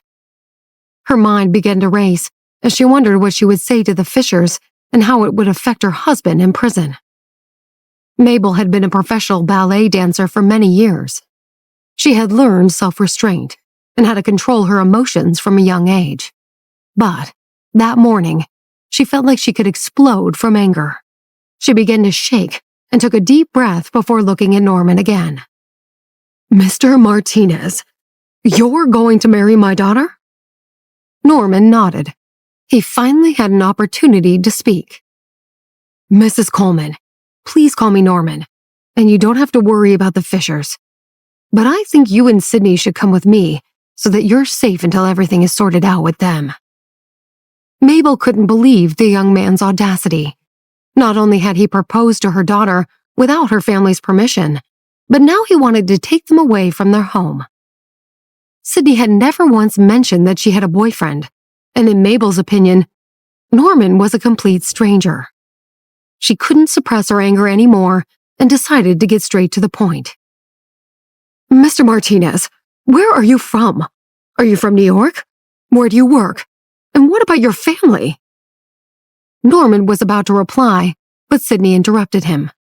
"He works in New York for Jonathan Davis and his family." Mabel cut her short. "I wasn't asking you." She realized that her daughter liked the man and felt the need to explain everything on his behalf. She wondered what he did at the Davis Group. She looked at his bulky and muscular appearance and suspected he worked as a security guard. Norman realized that the conversation wasn't going well and stepped in. "Mrs. Coleman, I don't have a family. I grew up in an orphanage in a small town and came to the city about 10 years ago." As he spoke, he realized he wasn't sure how to address his new mother-in-law. On the drive back from the marriage license office, his thoughts had been about finding a way to sort out the situation with the Fishers without endangering Sydney or her family. He hadn't considered that he would be meeting his mother-in-law for the first time. He suddenly felt uneasy, and his ears turned red. Mabel was good at reading people's facial expressions and body language, and she immediately noticed his discomfort. It appeared that he had spoken the truth and had nothing to hide. "I see. What line of work are you in at the Davis Group?" Norman wanted to drop the formalities and call her mother instead of Mrs. Coleman, but he didn't have the nerve because he had never had a mother. "I'm a bodyguard." He didn't know how to say what he did, so he used the simplest explanation possible that sprang to his mind. Sydney knew that in her mother's eyes, a bodyguard and a security guard were the same, and she immediately recognized the look of disappointment on her face. Sydney and her mother had a close relationship, so she had become very good at reading Mabel's facial expressions. She was also good at guessing what her mother thought. It was apparent that Mabel believed she had married a lowly security guard. Mabel felt as if she might faint. The reality of the situation was too shocking. By marrying Norman, Sydney had disobeyed her Uncle Morty and jeopardized her father's release from prison. If Sydney had told her that she was in love with someone else, she might have been able to convince Morty not to force the issue of her marrying Joshua. Although Norman wasn't from the upper class like Joshua, Mabel wouldn't have objected to their relationship if he had made Sydney happy and treated her well. After all, she and her husband were both hardworking middle-class people. While she had hoped her daughter would marry into a wealthy family, there was no shame in being middle class. Mabel felt the room begin to spin. They had made a deal with a powerful New York family, and Sydney's actions would have severe consequences. She felt a chill run down her spine. Sydney put her hand on her mother's arm. "It's not what you think it is. It's going to be okay. We'll explain everything in detail to you later." Norman saw that his mother-in-law wasn't very impressed, but he stayed calm and decided to take the lead. "It's time to pack. We need to get out of here. Take only your most essential items." Sydney tugged at her mother's arm. "Come, let's get you packed first." Mabel stood up in a daze and followed her to the bedroom. Norman's phone rang, and he quickly answered. It was Jack. "We've settled the matter with the Fishers. I've spoken to Ryan, Joshua's grandfather, who has accepted our explanation. The only problem is Joshua. He's hot-headed, and although Ryan said he'll talk to him, he also said he can't promise that Joshua won't do something irrational. You better keep Sydney out of sight and safe for a while." Norman nodded. "Thanks, Jack." Before hanging up, Jack chuckled. "By the way, congratulations on your engagement, and good luck with your wedding night." Norman blushed. Jack was quite a character and wasn't very conservative in approaching specific topics. He was about to say something else, but Norman had already hung up. Norman put his phone back into his pocket and told himself to calm down. Jack had reminded him of another aspect of marriage that he hadn't yet considered. Sydney and Mabel had finished packing a few items of clothing and personal effects into suitcases and were ready to leave. Mabel hadn't said a word the whole time. Sydney hugged her tightly. "Mom, please, don't worry so much. We'll be fine. I promise." She hadn't yet figured out how to explain what Norman did at the Davis Group. He and Jack were Jonathan's most trusted assistants. Jack represented the breezier side of their business dealings, while Norman handled the less savory side. Jack was handsome, and everyone knew him as Jonathan's right-hand man. But not many people knew about Norman, who hid in the shadows and was rarely seen. Norman was much more than a bodyguard, but it wasn't easy to explain. She hoped that her mother would eventually accept him for who he was. Her head ached as she tried to think of what to say to give Mabel a better impression of him. Norman saw them leave the bedroom and rushed over to carry their suitcases. Mabel watched helplessly as he walked out of the apartment toward the elevator. She felt her blood pressure rise, and she hesitantly followed him. They took the elevator down to the underground parking garage. Norman had parked the car next to the elevator earlier.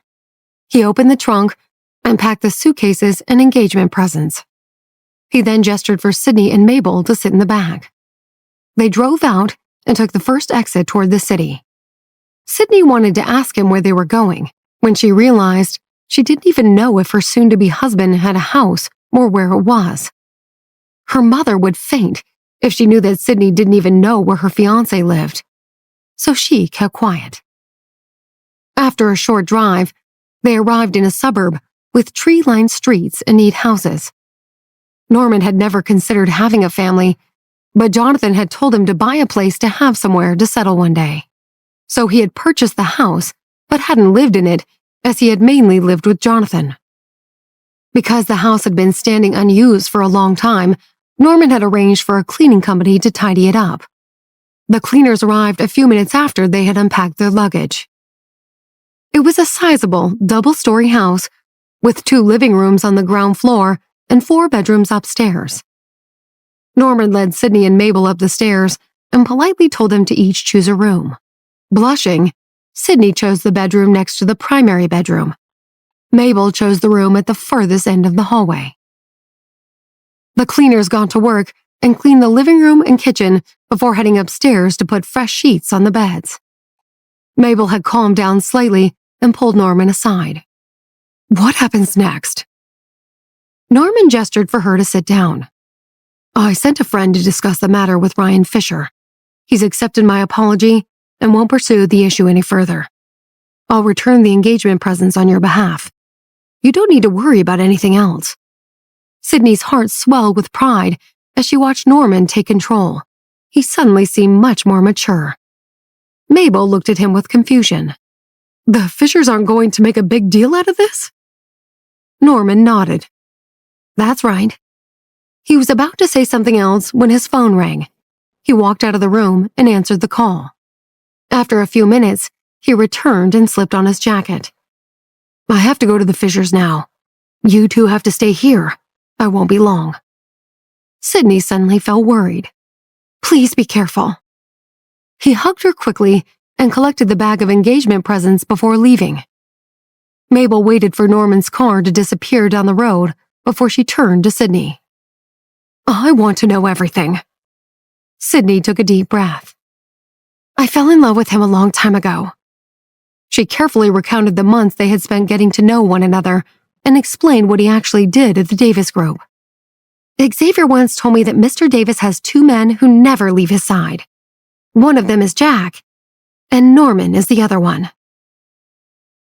Norman arrived at Jonathan's mansion and found Jack waiting at the front entrance. Jack grinned. Hey, Jonathan, the groom has arrived. Jonathan walked out and patted Norman on the shoulder. Well done, Norman. You're very efficient. Norman felt his ears turn red. I'm sorry for the trouble I caused. Jonathan sighed. My left-hand man is engaged, but it's a pity my right-hand man is still single.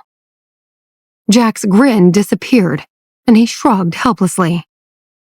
They laughed and walked into the living room, where Nancy sat on the couch with her feet up. She smiled when she saw Norman. Here comes the man of the day. So, when are you having a wedding? Norman didn't know what to say. We haven't made any plans yet. Nancy suddenly had an idea, and her eyes sparkled. Xavier and Esther are getting married next week. Why don't you have a combined wedding? It'll be amazing, and it's on the beach. Everyone can dip in the sea afterward. She didn't add that the men would have to wear their swimming trunks and chuckled at the thought of Esther gawking at Norman's six-pack. Xavier wouldn't be impressed. Norman wasn't sure if Nancy had been joking, but he still thought about it for a while. Is it really necessary to have a big wedding? I was thinking we could just go to court and do it there. She nodded. Of course it's necessary. I'm sure your fiancé would love to have a wedding. You'll regret it one day if you don't. Norman didn't say anything.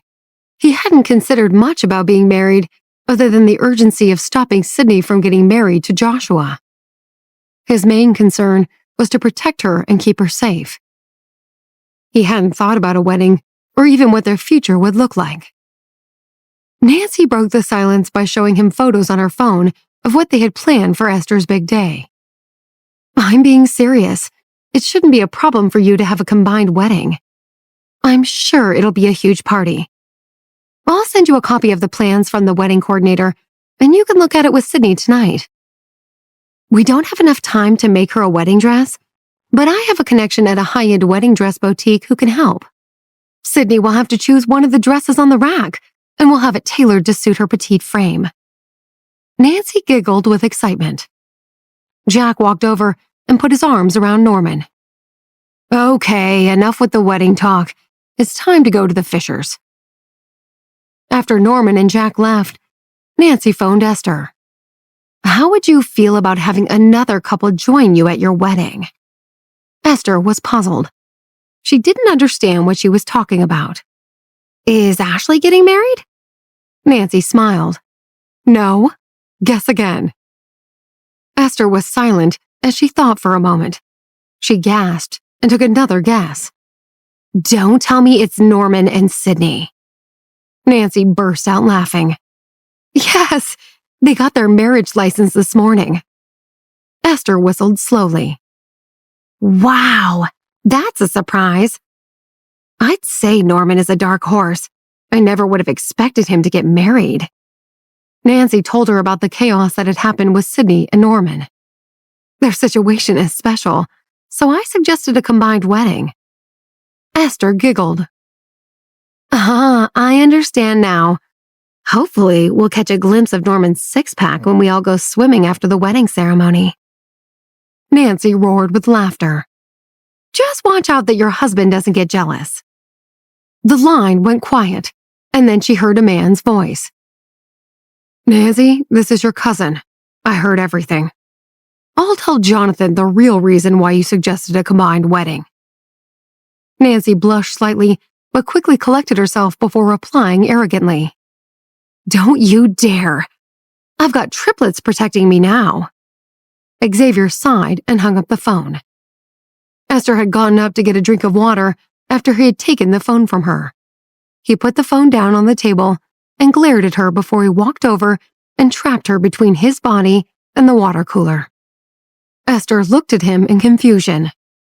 He looked her up and down. Our wedding is in a few days, so... His voice trailed off. Even more confused, she tried to shuffle past him, but he pinned her down. She giggled. So what? Xavier's face was expressionless. So, if you're pregnant, there's nothing to worry about. She shook her head. I don't understand. He sighed with frustration. I don't want you swimming in the sea if you're pregnant. And if you can't swim, you can't gawk at other men. Esther had to stop herself from bursting out with laughter. You're being so silly. Xavier grabbed her by the waist and lifted her over his shoulder. I better make you fall pregnant before next week. She pretended to protest as he carried her to the bedroom. But Xavier wasn't thrilled about the idea of a combined wedding. He didn't want to share his long-awaited wedding day with Norman, of all people.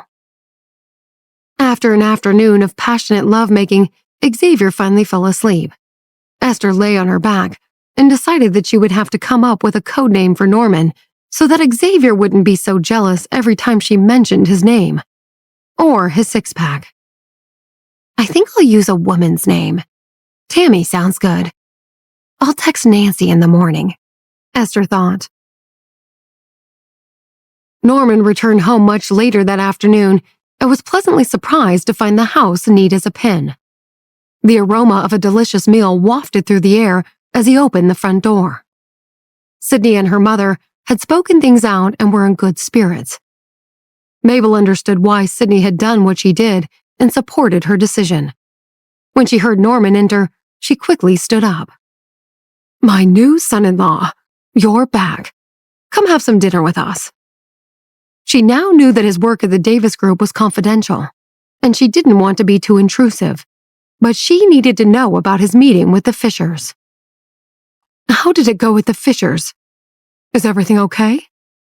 Norman nodded. Everything is fine. I returned the engagement gifts. They'll sort out their issues with Morty between themselves. Mabel was still worried. Didn't they make things difficult or have new demands? He shook his head and answered truthfully. No. Although Ryan Fisher hadn't met him before, he had met Jack. Jack was a smooth talker and had convinced Ryan that Norman hadn't intended to disrespect the family with his actions. They resolved the matter amicably. Luckily, Joshua hadn't been home at the time, so there wasn't any trouble. Ryan even agreed to welcome future business opportunities with the Davis Group. The next day, Norman and Cindy went to court with Mabel and Jack as their witnesses. They had a quick ceremony and were pronounced husband and wife, and they received their marriage certificate. Norman, Cindy, and Mabel chatted comfortably during dinner that night. Mabel asked Norman many questions about his childhood, and he answered truthfully. After dinner, Norman cleared the table and took the plates to the kitchen. Sydney got up to help him, and Mabel watched them as they stood beside one another and packed the dishwasher. Norman made a joke, and Sydney laughed. Mabel sighed. It was the first time she had seen her daughter happy since Morty had told them about her proposed marriage to Joshua. She realized Sydney was in love with Norman, which explained why she was so miserable about marrying Joshua. She was also surprised to discover that although Norman wasn't very talkative, he was pragmatic and sensible. He was a good man and would be a good husband. Mabel stood up and announced that she was tired and wanted to go to bed. She went upstairs to take a shower. When they finished in the kitchen, Norman told Sydney to use the bathroom adjoining the primary bedroom, seeing as Mabel was in the other bathroom. He also went upstairs and was about to put his phone on charge when he saw a message from Jack. "I heard that the newlyweds have separate bedrooms. It's bad luck not to share a bed on your wedding night." He didn't know who Jack had been gossiping with. He heard the bathroom door open and the sound of Sydney's soft footsteps behind him. He had his back toward her, and he didn't turn around. He quickly opened the internet browser on his phone and typed the words, "bad luck on a wedding night," in the search bar. He frowned when he read the search results. It appeared that it wasn't just bad luck, but could also lead to divorce. He walked out of the room and went back downstairs. He sat on the couch and began to think about what it meant to be married. He had never seen himself getting married and settling down. He had always lived his life on a knife's edge. Although things had calmed down with Jonathan, unexpected situations were always cropping up. When Sydney had shown interest in him and had secretly kissed him when he had been injured, he hadn't promised her anything. He had tried to avoid her because he hadn't wanted her to be involved with someone like him. But it was different now. He had been impulsive, and they had gotten married. As little as what he had thought about marriage, he had thought about divorce even less. Arriving home to a warm house with the lights on and the smell of dinner cooking had touched him. Seeing the sparkle in Sydney's eyes when she greeted him had warmed his heart. There had been an occasion when he had considered settling down. He had been injured and had hidden in an abandoned factory that smelled of oil and grease. In his delirious state, he had imagined he couldn't fight anymore and had given up on his ways to live an ordinary life. But he wasn't sure what a normal life was supposed to be like. He hadn't grown up in a home with a loving mother and father. He had never experienced a family dinner or the comfort of parents who loved him. He finally understood what it meant to have a normal life when he returned the evening before after visiting the Fishers. His thoughts were interrupted by the sound of voices talking upstairs. Then he heard Sydney call out to him. "Norman, is there a humidifier upstairs somewhere?" "I think it's in the storeroom. I'll go check quickly." He got up and rummaged through some boxes in the storeroom until he found the humidifier. After testing it out, he took it upstairs and gave it to Mabel. He made sure that she had everything she needed and turned to leave the room. Mabel thanked him. "Don't stay up too late. It's been a long day and you need to rest." Sydney smiled and kissed her mother on the cheek. "Good night, Mom." Norman nodded. "Sleep well." Mabel stood at the doorway, and Norman suddenly thought of something. He was sure she was waiting to see if he and Sydney would go to the same or separate rooms. They turned to walk toward their rooms. After a few short steps, Norman leaned close to Sydney. Her hair was damp, and he smelled her delicate fragrance. She looked up at him, puzzled. He turned to face her and whispered, "Come with me to my room." His palms were sweaty, and his ears had turned red. She nodded in agreement and felt her heart beat faster. She followed him into the bedroom, timid and uncertain. Mabel watched them enter the main bedroom and smiled. They were both nervous and shy, and she guessed it was to be expected of newlyweds. She closed her door and climbed into bed. Norman waited for Sydney to follow him into the room before he closed the door.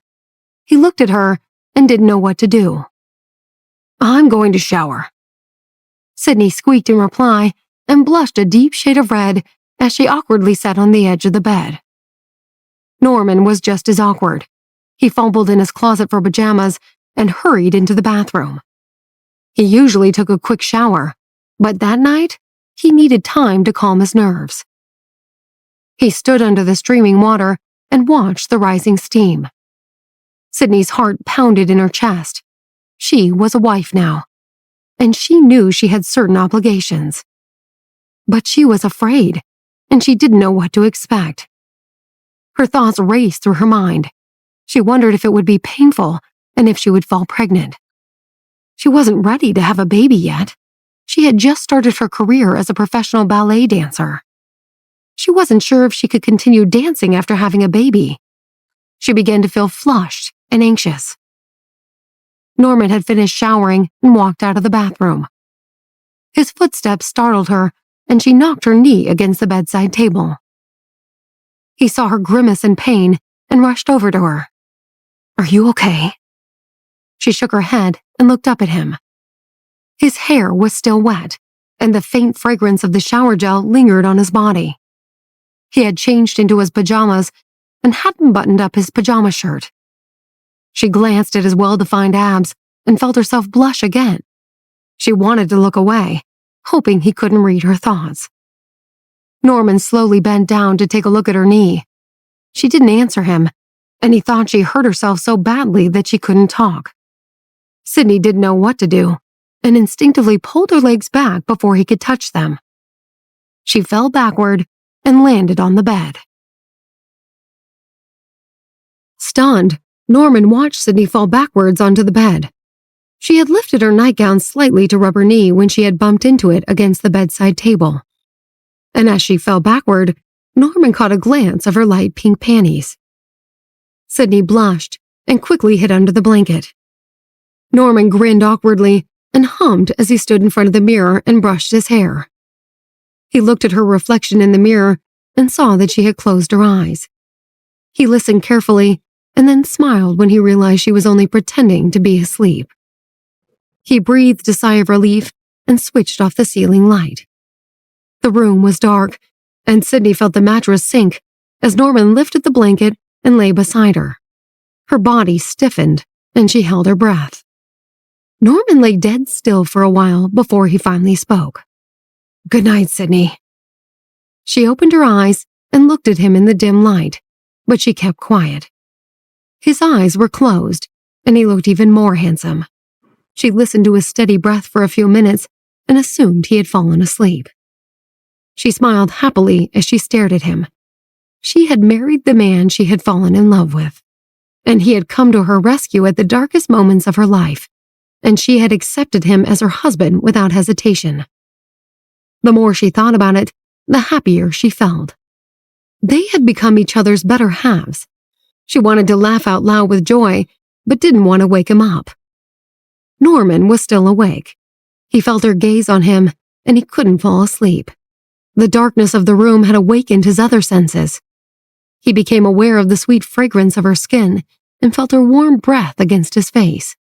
He swallowed dryly. Sydney edged slightly closer to him and propped herself up on one arm. He swallowed again and took in her delicate scent. He thought about the message Jack had sent him. A husband must make the first move on his wedding night. Be gentle and don't overdo it. Drink a glass of wine to calm your nerves.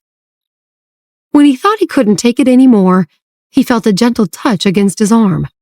He suddenly opened his eyes and looked straight into Sydney's. Shocked, she quickly stammered. "Sorry, did I wake you?" He cleared his throat. "You can't sleep?" She shook her head. "No, I'm not used to sleeping next to someone." He immediately understood what she meant. He was also used to sleeping by himself. As if to ease their awkwardness, he thought about what Nancy had suggested earlier that day. "Sydney, I have to ask you something." She held her breath for a second before replying. "What is it?" He rolled onto his side to face her. "How do you feel about having a beach wedding?" She gasped in surprise. She didn't think he would have wanted a wedding, but every girl's dream was to have a proper wedding, and she answered almost immediately. "I would love it." He briefly explained Nancy's suggestion. "It's not too soon, is it?" She chuckled. The last few days of her life had been like a whirlwind. She had become engaged to Joshua 2 days before, and then she had married Norman that morning. It didn't seem rushed to have a wedding the following week. It's perfect. Besides, I like the idea of a combined wedding. She also loved Esther's work. Norman smiled when he saw her eyes sparkle with excitement. Good. I'll let Nancy know tomorrow.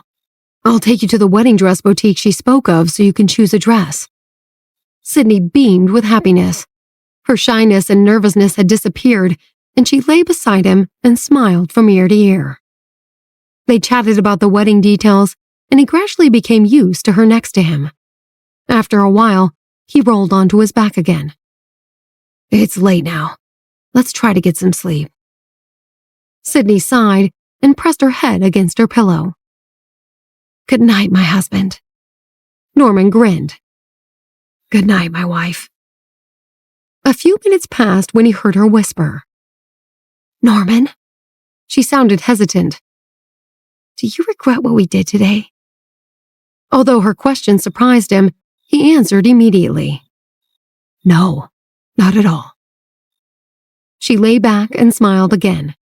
He wasn't a man of many words, but his short answer said more about how he felt about her than he had ever expressed. She stretched her hand under the blanket and gingerly felt around for his.